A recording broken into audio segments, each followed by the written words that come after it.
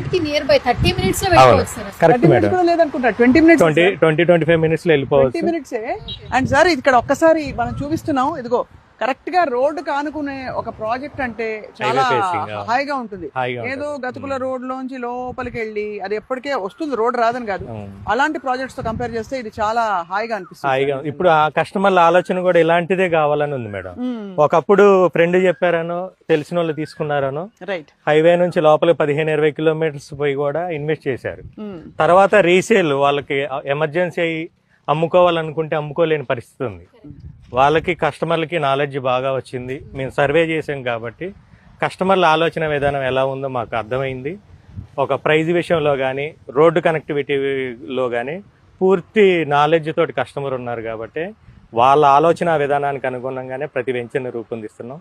ఇందా మీరు ఎయిర్పోర్ట్ అన్నట్లు ఒకప్పుడు బస్ స్టాండ్ నుంచి దూరం చూసుకునేవాళ్ళు, ఇప్పుడు ఎయిర్పోర్ట్ నుంచి దూరం చూస్తున్నారు. ఔటర్ రింగ్ రోడ్డు నుంచి ఎయిర్పోర్ట్ నుంచే దూరం చూస్తున్నారు. మన ఔటర్ రింగ్ రోడ్ నుంచి కూడా 20 మినిట్స్ లో రావచ్చు, ఎయిర్పోర్ట్ నుంచి కూడా 25 మినిట్స్ లోనే రావచ్చు.